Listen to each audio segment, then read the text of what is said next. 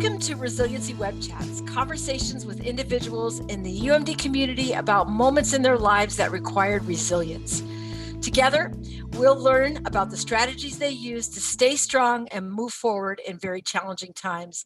I'm Dr. Lisa Erwin, and today I am so delighted to be talking with Dr. Harry Oden. Welcome, Harry. Thank you. Dr. Oden is an inspiration in my life. He was an amazing trailblazer at UMD, which was followed by a very monumental career in education. For me, Dr. Oden epitomizes what it means to be a UMD alumni in terms of the service he's given back to his alma mater. And I've personally observed Dr. Oden interacting frequently with students, and he's just an inspiration. It's just been wonderful. So we'll get started with my first question, Harry, which is, why did you come to UMD? What was that experience like? What were the times like? Well, it's very interesting why I guess that's just being a Black kid growing up in Milwaukee and being an athlete, there wasn't an awful lot of choices that we had, of places that we could go, because looking at what was happening at Marquette University or what was happening at the University of Wisconsin-Madison campus here in UMD, they were not accepting Black athletes. And I think he would take a look at really what was going on in the country, what that we were seeing at Black kids and so on. Like in 1954, you had the first Brown busted a board, and then that next year in 1955 was a killing of Emmett Till in Mississippi. And we as kids, we saw that. And I was a kid who went down, matter of fact, I had just come back from Alabama because I would go down to visit my grandparents the week that happened.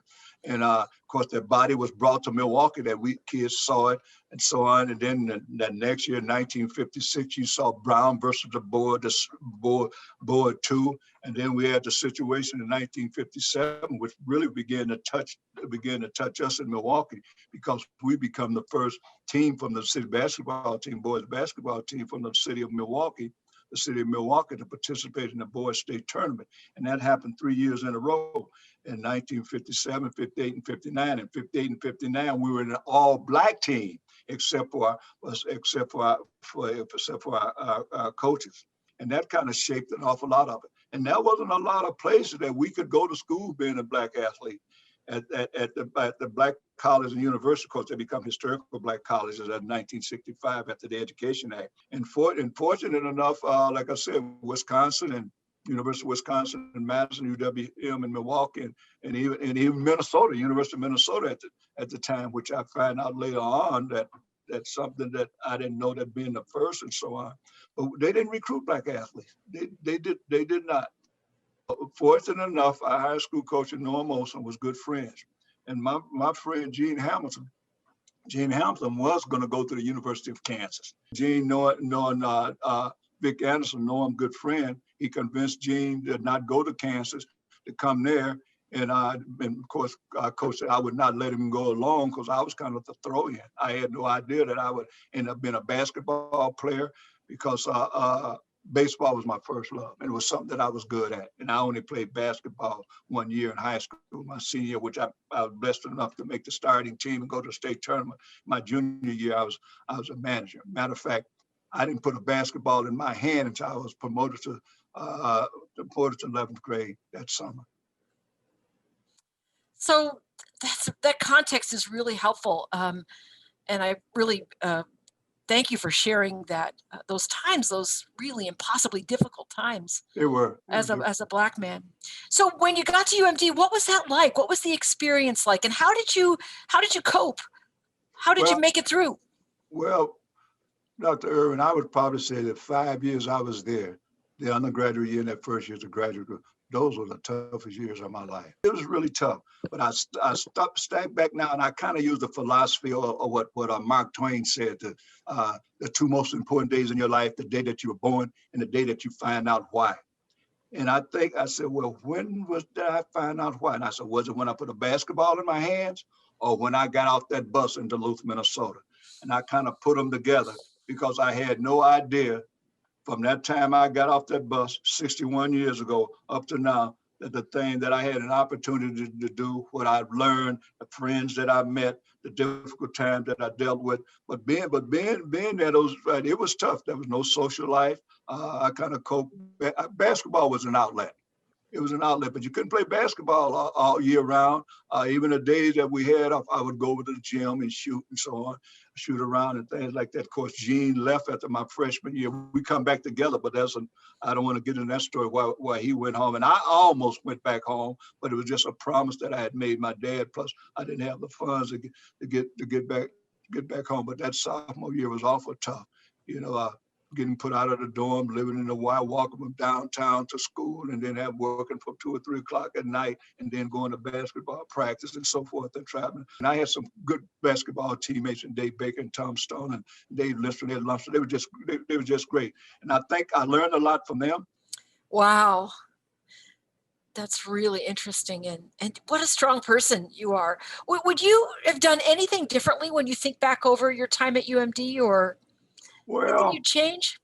You know, people ask me, you know, would I've done anything different? But you know, there's times in your life that you wait maybe a year, 2 years, 10 years, or 20 years before you really disclose something. And I think if I would have known the situation in Duluth or the situation at UMD, I would not have come. I probably would have gone into the Army. If I'd have known the racial situation in Duluth, or the racial situations on the UMD campus. But see, like I said, there wasn't a lot of places we could go to school if you was an athlete. And we was pretty daggone good athletes. And not just the basketball. Yeah. So my first love was baseball. I was all-city baseball player. Probably my best sport would have been track, because that was something that I could do. I could run with. And unfortunately, they didn't have a track program at UMD, and I used to do some running unattached down the Minneapolis campus and so on. But we were good athletes. We went from season to season, and et cetera. And I was blessed to have some good coaches. And one day I never had a black coach in all of the athletics that I participated in high school or when I was a young kid up through college and so on. But I did have some great coaches at UMD. But of course, Noam Olson, which I just love, and Jim Malosky, I just love. They were coaching me. And John Sampson, who was a graduate since finished. I learned an awful lot from John Sampson, who had played for Coach Olson and so on. But it's interesting. You know, as I reflect on all of your accomplishments after college, you are a very accomplished educator and somebody I really admire. I would imagine that you faced other challenges in your professional life, maybe not in the same ways that you experienced them in college, but what did you learn at UMD that was helpful to you, or what were some of your strategies when you hit a challenge? What helped you to be resilient?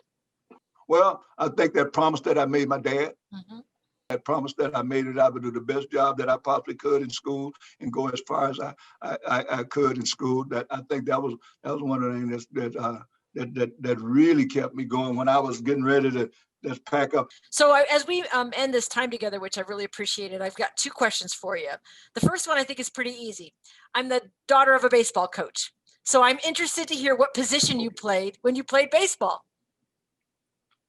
I was an outfielder. I was a center fielder. Matter of fact, I very seldom tell this, but normally I just kind of told a little white lie to get me to come, because he knew I was a baseball player. But he didn't say that. Well, they got baseball at UMD, but he did tell me about the Duluth Dukes and so and things like that. So when I got on campus, I wanted to see the baseball coach. And as well, we haven't got baseball, but we had planted it in the future. And you know, I was kind of down and so on. But I remember I'm gonna make the best of the opportunity that I got. And like fortunate that sophomore year after my senior, I was a starter for 3 years that I played for Norman, and accomplished some things. Madison first been back there. Actually, Gene and I were the first 2 black basketball players that the U of M system recruited. Not just UM, the U of M system recruited. And I would become the first black to even start a captain or make an all-conference team in basketball, being the first black basketball player to graduate from the U of M system. I was the first captain of any black team in the U of M system. And Archie Clark, who played at the Minneapolis camp, he was second. And Dr. Eric Everly was the third. Wow. That's what a source of pride for UMD that you had those firsts. You know, a lot of people strive to be first. I never strive to be first in anything, but being an athlete, you want to win the championship, you want to finish first in a track race and so and so. But a lot of things that I found out, but some people just do everything they want to do to be first, cheat to be first. But I end up being first, and I didn't even know about it until years later. I Right. had no idea that I was the first black male to graduate from the Milwaukee Public Schools to become a high school principal. To someone guy mentioned it like 10, 20 years after I had become the principal. I didn't know Yeah. that. So a lot of things I learned after I left that was first. And not that I went out looking for them and things like that. I didn't. I just found it out. Somebody mentioned it to me and I looked at it, sure it was true, etc. So on. So my last question for you then is, what would you like to leave our viewers with? What are any words of wisdom that you might have, or advice, or just want to give you a kind of an open-ended question that you can share your thoughts? Well, one thing, when I look at UMD, I really got a good education.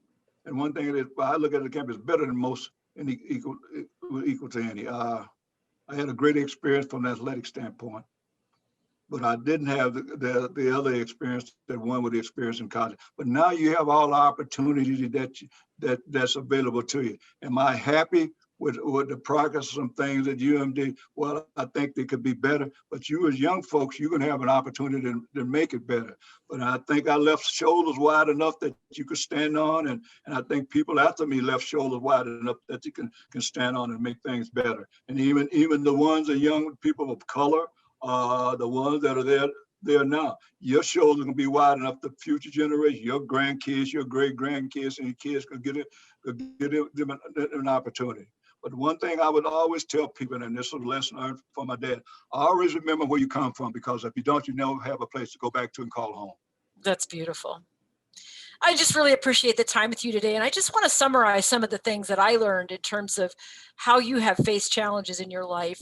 First of all, you are very much a person who embraces community. So the people that you know, the relationships that you have built are really valuable to you, and they have been a source of strength. The second thing that I want to note is I was really moved by you're talking about the commitment you made to your dad. So commitment is something that's also important to you, and I really admire that. I also learned that having a sense of purpose was important to you as you made your way through UMD and in your career beyond. And I think that's really important. Faith matters to you. Faith was a source of strength. And then finally, I really think that you're just being in the moment, right? You're someone who is really in the moment. So you're not focused on being first. You're focused on being in the moment and doing the best that you can. And if the first come later, great. But that's not what drives you. Your purpose is really around um, being the great human you've become. So I want to again thank you so much, Dr. Harry Oden. It's been really difficult in these pandemic times that we haven't been able to see one another in Right. person as we would normally do at a football game. I can remember all the times I've run into you in a Yeah. tailgate or seen you at the annual celebration with our students with their scholarships from the Multicultural Center and the Office of Diversity Inclusion. I've really missed those opportunities. So I can't wait to see you again when that next opportunity allows. And so again, thank you so much. Thank you for having. We're gonna get through this. Thank you. Just keep prayers and everything. Well, God gonna put. He just reminding us that He's still in charge. Thank you, Dr. Oden. Take care, and you and your family stay safe and healthy. Thank you.